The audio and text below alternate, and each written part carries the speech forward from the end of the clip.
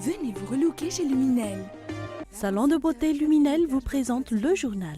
Luminel, osez être la plus belle.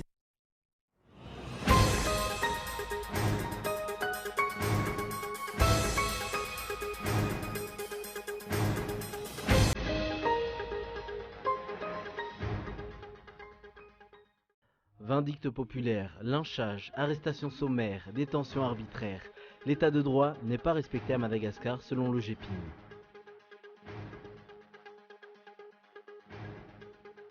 Des organisations de la société civile et Transparency International ont constaté des risques sérieux de corruption dans les marchés publics passés dans le cadre du 16e sommet de la francophonie. Toujours cette passe d'armes qui se poursuit à droite. Les deux finalistes de la primaire ont réglé leur compte ce matin encore en radio, rayé leur compte hier soir en meeting interposé. L'un était à Lyon, l'autre à Toulouse. Une campagne voulant à tout prix de plus en plus agressive. Alain Juppé attaque le programme et conservatisme de son rival et ses soutiens d'extrême droite aussi.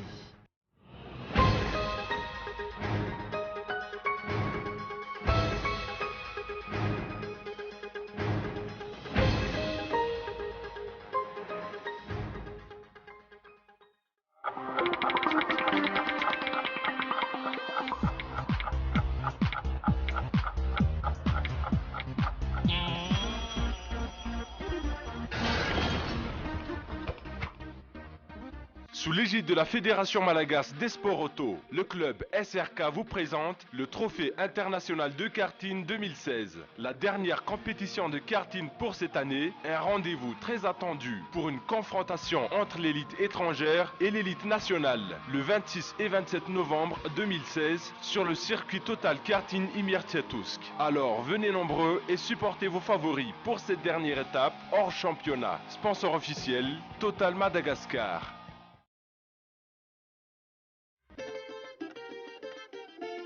Sur l'axe Boumagajouf, Akalana Restaurant vous accueille dans un joli cadre fleuri et convivial, idéal pour les repas en plein air.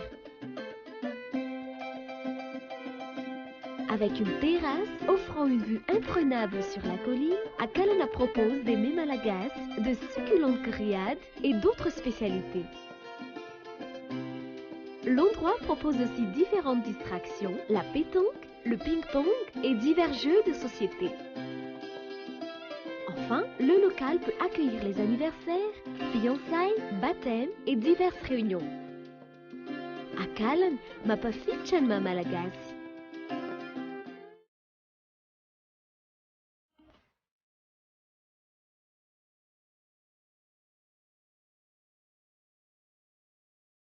Venez vous relooker chez Luminel. Luminel, coiffure tendance, extension cheveux, coloration, lissage brésilien, maquillage, extension cils, pédicure, manucure, onglerie. Luminel Béorilk vers escalier 1 4 foot. L'avant-center, 4e étage, box 418. Luminel, osez être la plus belle.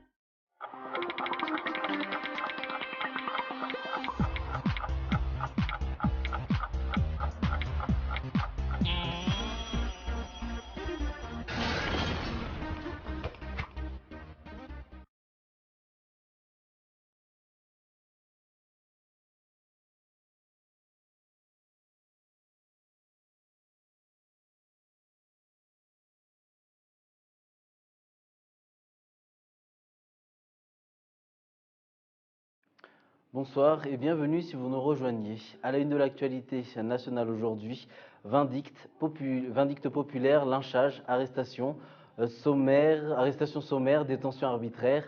L'état de droit n'est pas respecté à Madagascar selon le GEPIM. Ce dernier souligne notamment la défaillance du système judiciaire. Les détails.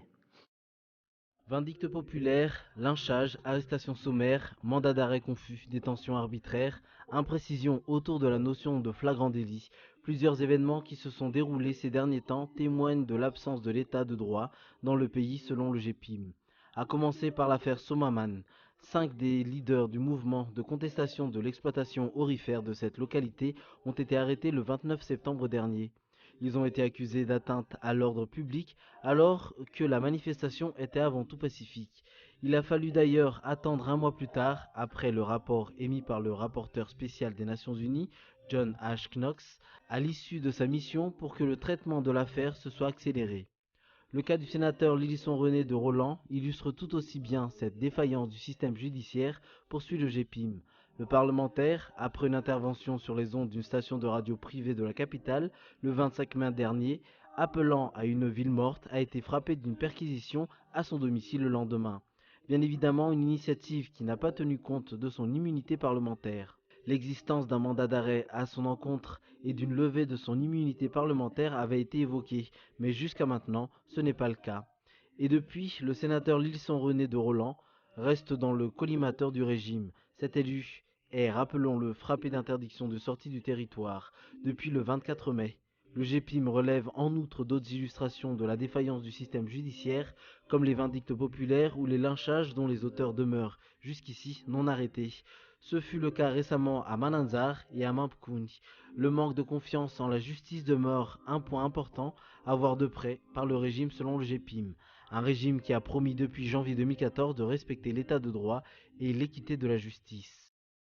La Côte d'Ivoire est le premier pays producteur de cacao au monde. Sa production annuelle avoisine les 2 millions de tonnes. Selon le gouverneur du district d'Abidjan, grâce au cacao, les populations dans les zones rurales ont des revenus conséquents, étant donné que le président ivoirien avait décidé de fixer le prix d'achat du cacao à 1000 francs CFA le kilo auprès des producteurs. Le cacao est une chance pour la Côte d'Ivoire, souligne le gouverneur du district d'Abidjan. On l'écoute. Mais surtout, cela permet de donner du travail à la jeunesse. Parce que même quand on est diplômé et qu'on réussit à faire des plantations de café, de cacao, d'ananas ou d'anacade, on a des revenus qui sont au-dessus des revenus qu'on a en ville quand on travaille dans les sociétés. Donc le cacao et les autres produits agricoles sont une chance pour la Côte d'Ivoire. Et d'ailleurs, la force de tous les grands pays européens a commencé par s'implanter dans l'agriculture. Il faut être très fort en agriculture.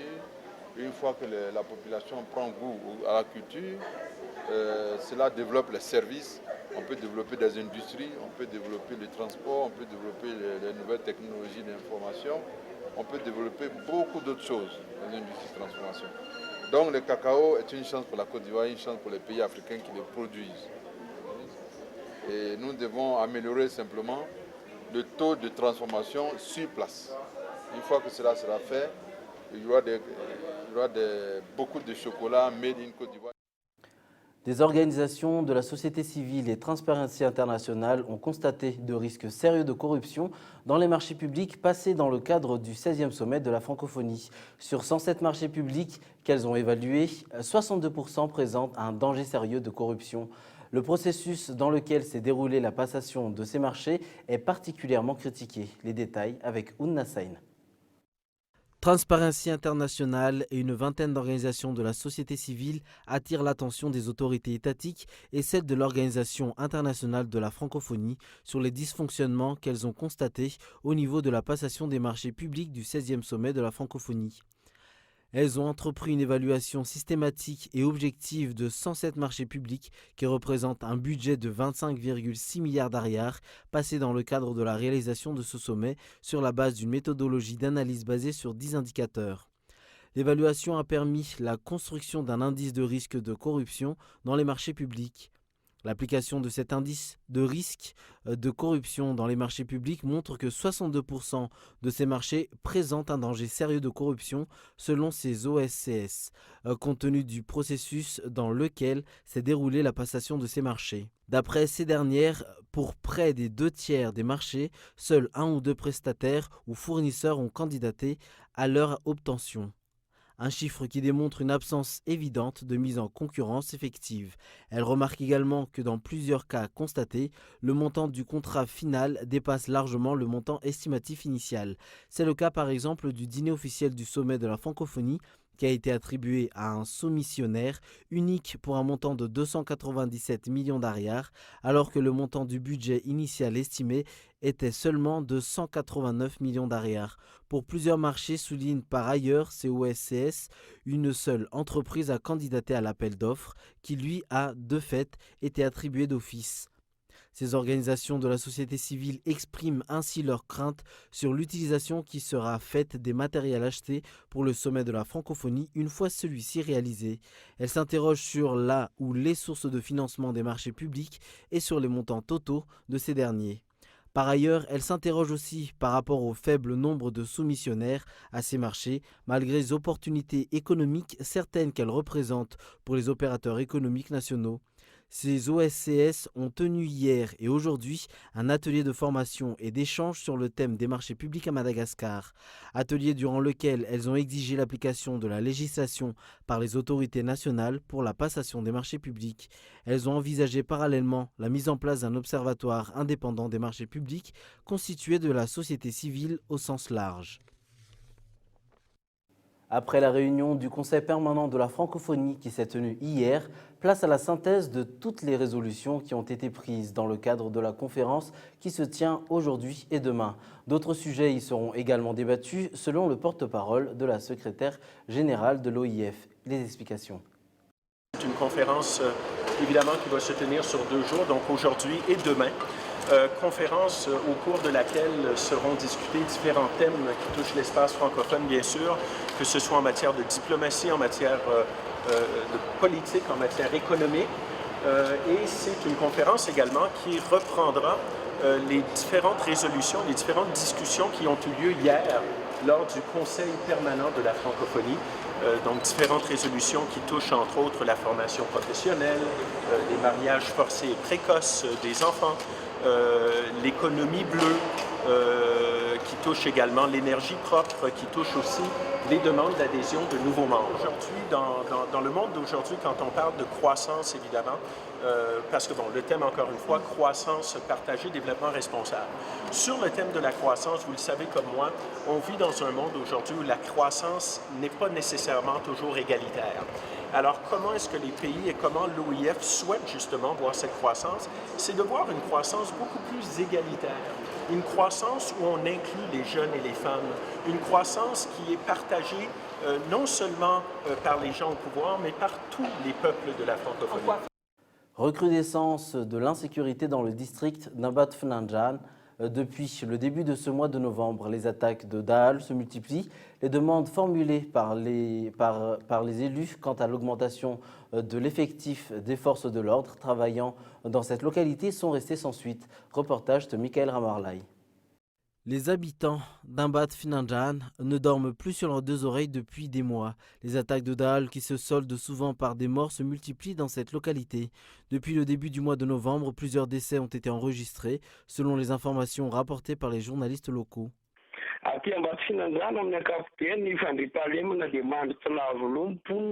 La majorité des attaques se sont soldées par des morts. Une recrudescence de l'insécurité est enregistrée notamment dans la ville d'Ambat-Fnanjan. En seulement une semaine, près de 300 bovidés ont été dérobés par les Daal. Le week-end dernier, 8 bovidés ont été volés dans un des fouktans de la commune d'Ambat-Fnanjan et un père de famille a perdu la vie dans cette attaque. Malgré l'insécurité qui prévaut dans cette région, l'effectif des forces de l'ordre opérant sur place a encore été revu à la baisse. Elles ont été appelées pour renforcer la sécurité dans la capitale dans le cadre du sommet de la francophonie. Ainsi, la demande des élus et des responsables locaux relative à l'augmentation du nombre des éléments des forces de l'ordre dans cette localité est restée lettre morte. Mais la députée Christine Razanamaassou ne cesse d'interpeller l'exécutif sur ce problème. Des policiers ont été envoyés à Ambat-Fnanjan pour renforcer la sécurité sur place, mais cela n'est pas suffisant. Ainsi, 8 policiers du FIP dépêchés à Fianarantsoa assurent actuellement la sécurité dans la ville d'Ambat-Fnanjan. Même si sommet de la francophonie rime avec hausse du nombre des touristes et des visiteurs, les affaires ne sont toutefois pas florissantes pour les commerçants de produits artisanaux, aussi bien ceux qui occupent des stands au village de la francophonie que ceux qui sont restés au marché artisanal sis au croisement d'Amboutchmadzak. Les commerçants de produits artisanaux au village de la francophonie ne cachent pas leur déception durant ces 2 jours. Les visiteurs sont nombreux, mais rares sont ceux qui achètent les produits, se plaignent-ils. Ils craignent de ne pas pouvoir payer les frais de location des stands d'un montant d'1 million d'ariars. Sur le plan international, le ton se durcit donc un peu plus entre les 2 finalistes de la primaire à droite, alors qu'un ultime débat télévisé est prévu demain soir sur France 2. François Fillon et Alain Juppé continuent de s'écharper par des déclarations interposées en radio ce matin ou en meeting hier soir. Les 2 anciens premiers ministres ont répondu. Vous allez les entendre à leurs attaques respectives. Reportage de France 24. Une salle chauffée à blanc hier soir à Lyon. Premier meeting de François Fillon depuis sa qualification au second tour. C'est en grand favori de cette primaire qu'il monte sur scène. Et il assume ses positions notamment en matière d'économie. À tort, Alain Juppé juge mon projet trop radical, trop risqué. Eh bien, je lui rétorque que si on n'est pas radical maintenant, je me demande quand est-ce qu'on le sera. Démonstration de force avec cette image. François Fillon entouré de ses soutiens et ralliés, Laurent Wauquiez le sarkozyste ou encore Bruno Le Maire. La salle est immense et peut-être trop ambitieuse avec 6000 personnes. Elle n'est pas bondée. Pendant ce temps à Toulouse, cette salle beaucoup plus petite est pleine à craquer. 900 personnes autour d'Alain Juppé, flanqué lui aussi de ses nouveaux soutiens, dont Nathalie Kosciusko-Morizet.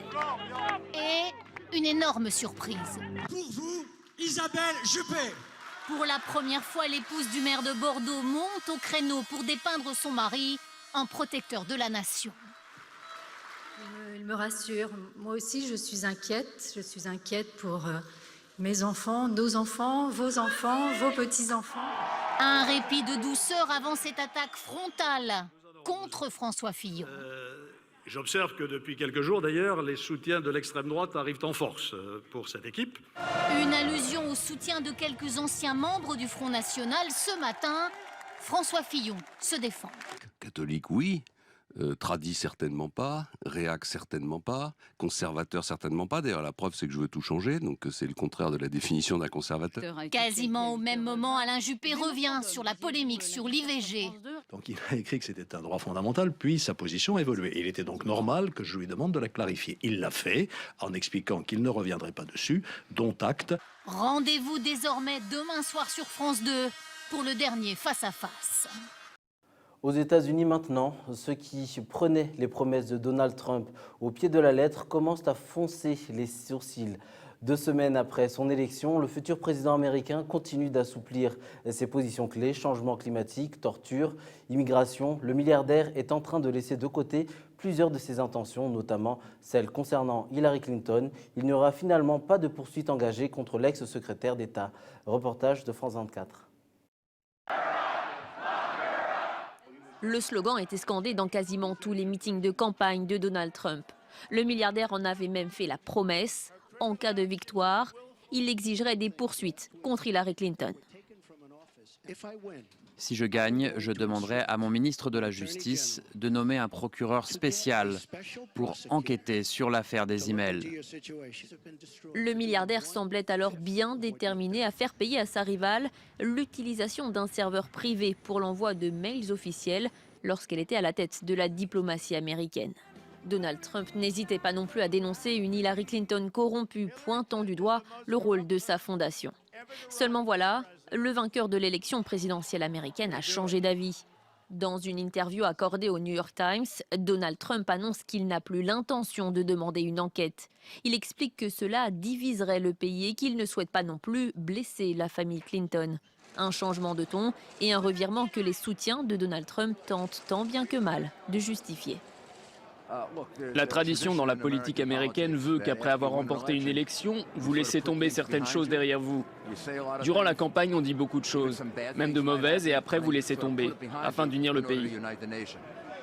Donald Trump l'assure, ses partisans ne seront pas déçus par sa décision. Reste à savoir si le président élu des États-Unis reviendra encore sur d'autres promesses de campagne. Je vous rappelle l'essentiel de ce journal. Vindicte populaire, lynchage, arrestation sommaire, détention arbitraire. L'état de droit n'est pas respecté à Madagascar selon le GPIM. La Côte d'Ivoire est le premier pays producteur de cacao au monde. Sa production annuelle avoisine les 2 millions de tonnes. Et enfin, le ton se durcit donc un peu plus entre les deux finalistes de la primaire à droite, alors qu'un ultime débat télévisé est prévu demain soir sur France 2. François Fillon et Alain Juppé continuent de s'écharper par des déclarations interposées. Merci d'avoir choisi Cool TV pour vous informer. Prochain rendez-vous avec l'information en version française, demain à 20h45. Nous vous souhaitons une bonne soirée. Au revoir.